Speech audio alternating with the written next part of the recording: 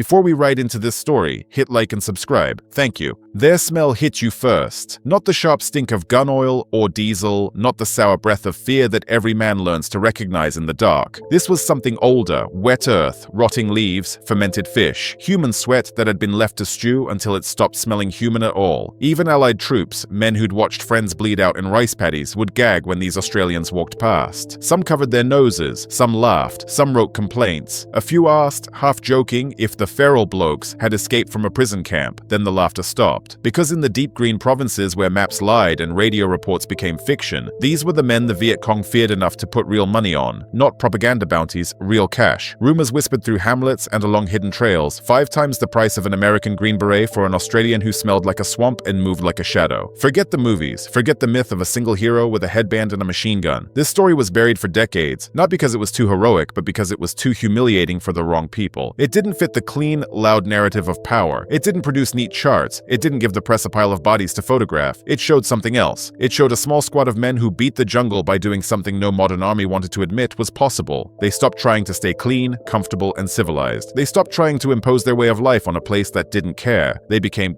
compatible. And it began, strangely enough, not with a firefight, but with an argument in an air-conditioned office. Saigon, 1968. The room was too cold. You could feel it in your teeth, that unnatural chill of American air conditioning fighting against the tropical world outside. The windows were shut tight, the curtains heavy. The desk was polished like a mirror, mahogany so glossy it looked wet. An American general stood behind it like a judge behind a bench. He was a big man, not fat, but swollen with authority. His uniform was crisp enough to cut paper. His face was red, the kind of red that comes from anger held too long. On the desk lay a stack of reports, thick as a phone book, stamped and signed and filed through a chain of bureaucracy that worshipped ink and rank. He slammed the stack down so hard the desk shuddered. Across from him stood an Australian officer from the Special Air Service Regiment. He didn't look impressed by the desk. He didn't look frightened by the general. If anything, he looked tired. Tired in the way a man looks when he's already spent weeks living in a world where desks don't matter. The general didn't bother with greetings. Numbers, he barked. Where are the numbers? The Australian's eyes didn't move. Numbers of what, sir? The general's jaw tightened as if he was chewing nails. Enemy dead. Contact reports.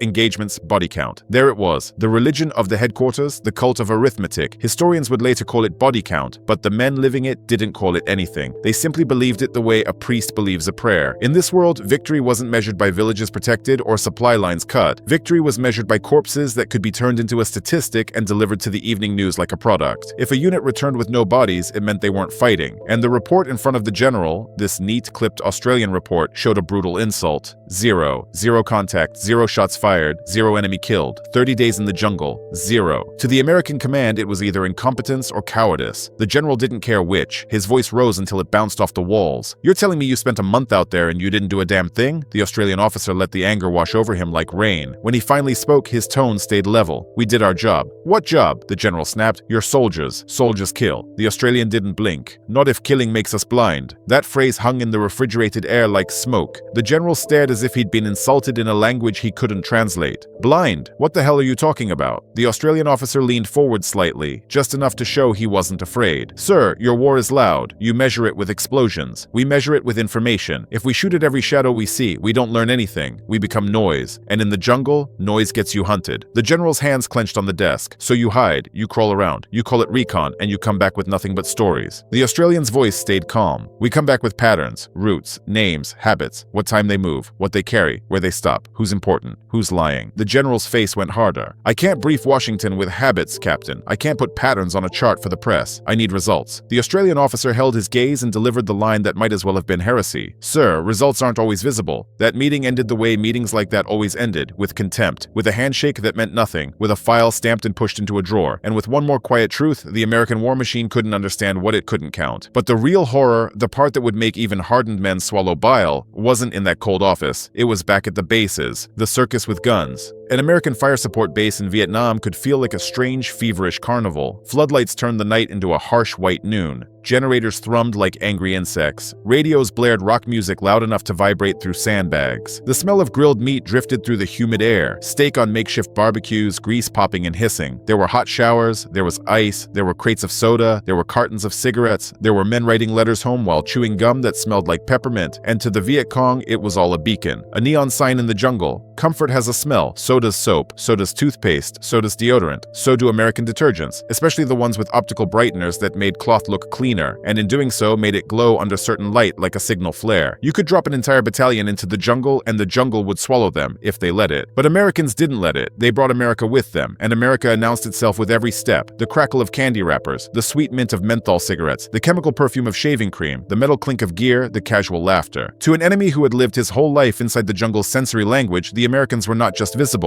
They were loud in every way a human can be loud without speaking. The Australians watched this and felt something that wasn't smugness. It was dread, because they knew the jungle didn't care how advanced you were. It didn't care how many helicopters you could summon. It didn't care how many artillery shells waited on pallets. The jungle cared about one thing, whether you belonged there. And the Viet Cong belonged there. So the SAS did something that made their allies call them insane. They chose to disappear. The directive. It started as a command that sounded like a punishment. 2 weeks before deployment, the SAS troopers were told, stop washing. No soap, no toothpaste, no deodorant, no shaving cream, no aftershave, no laundry detergent. A grown man, trained and disciplined, can handle hunger and cold. But take away cleanliness, take away the thin layer of ritual that makes you feel human, and you begin to understand how much civilization is built on small comforts. The barracks changed fast. Within days, the air turned thick with sweat that didn't get rinsed away. Boots stayed damp, socks stiffened, skin grew tacky, hair became greasy ropes under boonie hats. The young troopers, men barely old enough to drink back home, looked at their confiscated soap like it was contraband. It felt wrong. It felt humiliating. It was the point. Western soldiers carried a chemical signature like a flag. Their bodies were soaked in fragrances and processed foods. In the still heat of Vietnam, those scents traveled, and the SAS had learned the hard way that a trained nose could find a patrol faster than a trained eye, so they erased the signature. They didn't just stop washing, they started changing what their bodies produced. Medics issued compounds, antimalarials, vitamin complexes, things that kept men alive in tropical disease zones, but also did something else. They altered sweat. They shifted body odor, not in a clean way, in a way that made you smell wrong. Then came the mud, not just a smear for camouflage, but a ritual. Red clay, charcoal, crushed leaves, rot scraped from the jungle floor. The men ground it into their pores until their skin stopped looking like skin and started looking like bark and dirt. The smell was enough to make an American officer recoil. More than once, visiting allies raised handkerchiefs to their faces. They wrote furious notes about undisciplined sanitation. They complained about health hazards. They mocked the Australians as if they were lazy. The SAS didn't argue. They knew filth could be armor. But the truly brutal step wasn't the smell, it was the food. The traitor's menu. The SAS called it, half laughing and half serious, the traitor's menu. Because it felt like betrayal, not of a country, but of everything you were raised to crave. 3 weeks before an operation, Western food disappeared. No steaks, no bread, no cheese, no canned comforts, no sugary treats, no coffee strong enough to punch you awake. Instead, the men ate like peasants. Cold boiled rice wrapped in banana leaves so it wouldn't pick up the metallic smell of mess tins. Dried fish that tasted like salt and old bones. Bitter greens, bamboo shoots, and the worst of all, fermented fish sauce. Thick, brown, and foul enough to turn an empty stomach inside out. The first days were ugly. Men doubled over with cramps. Stomachs rebelled. Bowels turned traitor. The body fought the diet like it was poison. The troopers looked gaunt, their faces hollowed. Their energy spiked and crashed as their systems tried to adapt to fuel they didn't recognize. But then something strange happened. The smell changed. Not the mud and sweat smell. That was constant. Something deeper shifted. Their breath, their skin, the waste their bodies produced. Their sweat stopped smelling like beef and tobacco and processed sugar. It began to smell like fish, garlic, rice, like a Vietnamese laborer working a field. That was the goal. To camouflage not just sight and sound, but instinct. Because the most dangerous alarm isn't a shouted warning. It's the primitive flare in a man's brain when something foreign enters his world. The SAS didn't want to trip that flare. They wanted the Viet Cong's body to decide, without thinking, that smell belongs here. When the transformation was complete, the men didn't look proud. They looked miserable, starved, filthy, irritable, quiet in a way that wasn't mood but focus. And then the order came. They were going back in. Phantom Trail. The operation would later be whispered about under a name that sounded like a rumor, Phantom Trail. It began the way many lethal things begin, quietly. A helicopter hovered low, rotors chopping the humid air into violent waves. Sergeant Derry Darling, thin, hard-eyed, already smelling like mud before his boots touched the ground, stepped off the skid and vanished into a wall of green. 5 men total, not an army, not a platoon, a handful. From the moment they disappeared, time changed shape. The jungle didn't offer days and hours. It offered heat and darkness and hunger and the slow drip of sweat into your eyes.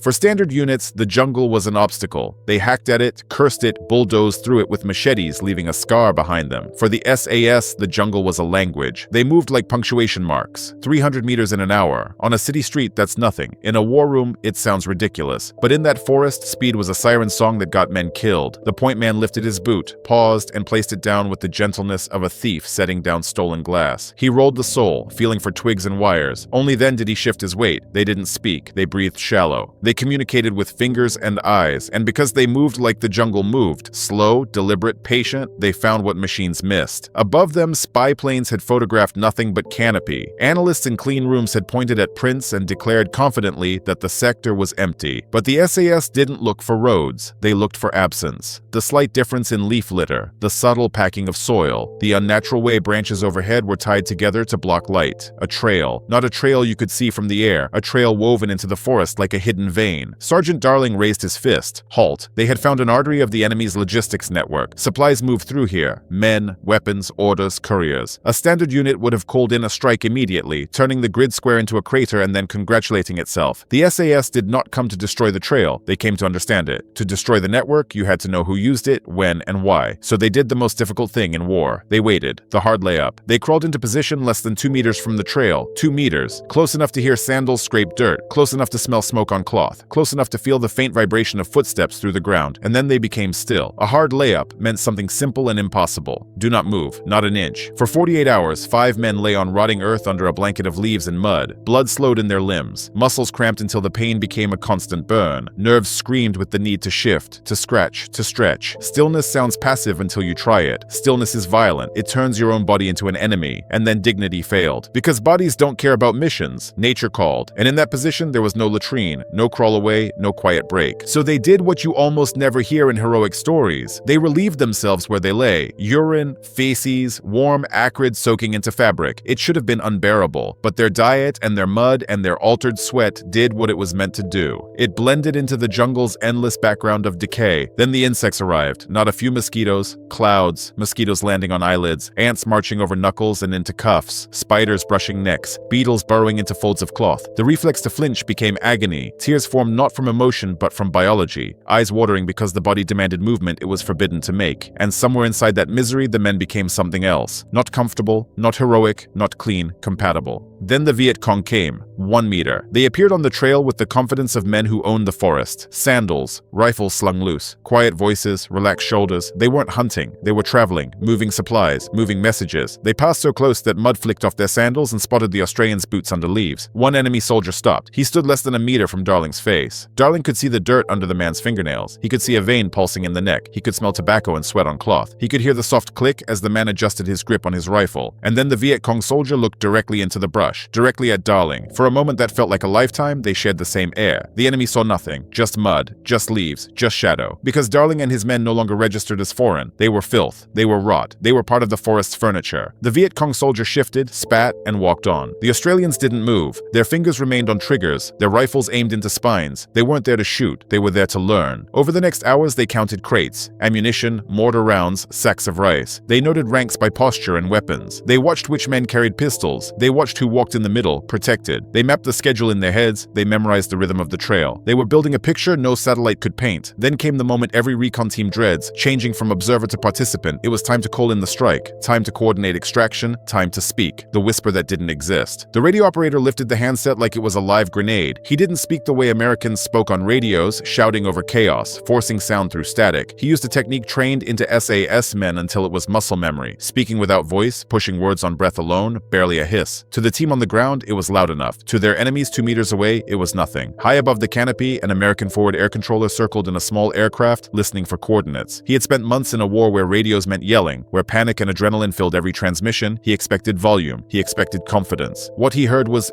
interference, a faint hiss buried under engine drone. He frowned, keyed his mic, and demanded a repeat. Say again, louder. I need a clear grid. Down below, Darling's eyes went hard. That demand was lethal. The operator tried again. Same whisper, same breath voice. He repeated the coordinates. He repeated the call sign. He begged the sky, silently, to understand the difference between stealth and malfunction. But the gap wasn't just technical, it was cultural. To the American pilot, this sounded like nothing, like a ghost on the channel, like a glitch. After several failed attempts, he made a decision that would snap the spine of the mission. He banked away. The drone of the plane faded. The radio went quiet. And in that quiet, something shifted in the jungle. Because the Viet Cong noticed the circling aircraft. They weren't foolish. Planes didn't loiter over empty forest for no reason. When the engine sound vanished too quickly, it didn't reassure them. It warned warned them. Shouts rose. Orders. Boots left the trail. The brush began to move with intent. The ghost squad hadn't been seen, but they had been sensed. And now the jungle that had hidden them was about to become their prison. Running without running. 5 men, weak from rice and dried fish, dehydrated, covered in their own waste, had to move. But they couldn't move like panicked infantry. They couldn't crash through brush, snapping branches and leaving a path like a confession. They moved with a desperate smoothness, slipping, melting, gliding. Their muscles screamed. After 2 days of stillness, their legs felt like rusted hinges. Every step shot pain up the spine, but they didn't sprint. They flowed. They left false trails. They looped back. They used the jungle like a maze only they could read. They dropped small traps not meant to kill, but to slow. Sharp stakes, thin wires, little teeth in the undergrowth. Behind them, the Viet Cong searched with anger and growing certainty that something was wrong. Ahead of them was only distance. Hours later, when night thickened and the forest became a black ocean, the extraction finally came. Not an American bird, an Australian crew. Men trained to listen for a whisper instead of demanding a shout. The helicopter hovered low, lights dim, rotors slicing the darkness. Darling's team burst from the tree line like things dragged from the earth itself. Mud black, ragged, eyes shining with exhaustion. As they climbed aboard, the aircrew recoiled. The smell inside the cabin became a physical force. Rot, human waste, wet fungus, fermented fish sweat. It wasn't the smell of soldiers returning from patrol. It was the smell of men returning from somewhere civilization didn't apply. The price back at base, there was no triumphant march, no cheering. There was a medical table. When medics cut away the uniforms, the horror wasn't cinematic, it was clinical. Skin that had soaked in urine and swamp water began to break down, raw weeping patches like burns. Feet looked macerated, pale, swollen, infected. Fungal rot crept between toes, eating soft tissue until bone threatened to show. Trench foot, something most armies associated with old wars and muddy European trenches, had returned in the tropics, born not of rain alone, but of stillness and filth and relentless heat. Some men cried when the air hit their skin, not from shame, there wasn't room for shame anymore, but from the pure nerve pain of flesh waking up. And yet, despite the grotesque cost, the numbers were undeniable. 5 men had penetrated the enemy's logistics artery. They mapped a supply route the eyes in the sky had missed. They identified key movement schedules and personnel. They returned alive. 0 casualties. No heroic body count, no pile of corpses, just a scalpel's worth of intelligence in a war being fought with hammers. When the report was delivered upward, it created the same problem as before. It couldn't be sold to people who worshipped loud results. It couldn't be turned into a press release without questions that made generals uncomfortable. So it was filed, stamped, buried. And in the cold office in Saigon, somewhere behind a polished desk, a man in a clean uniform likely muttered the word he used for anything he couldn't measure: cowards. But the jungle didn't agree. The Viet Cong didn't agree. And history, slow, merciless history, didn't agree. The verdict: the United States, with its mountains of firepower and its obsession with counting bodies, would eventually leave Vietnam without victory. The loud machine could crush villages, flatten forests, turn nights into burning daylight, but it couldn't crush a shadow. The Australians didn't win the war for anyone. They weren't magicians, they bled like everyone else. But their method, silence, patience, integration, was never defeated in the way the big strategy was defeated. Years later, when new wars demanded new ghosts, when elite units found themselves in mountains and deserts and cities where noise was death, someone opened old files. Someone read the reports that had been mocked. And the lesson stared back from the pages like a stain you can't scrub out. Technology can't solve arrogance. Firepower can't replace adaptation. Comfort can be a beacon. And sometimes the most powerful weapon on a battlefield is the ability to endure what other men refuse to endure. Those 5 men on Phantom Trail proved something no parade could celebrate. The man who speaks the loudest often dies first. But the man who can suffer in silence, who can become the environment instead of fighting it, can walk through hell and return like a ghost. Dirty, broken, alive, and alive is the only statistic that ever really mattered.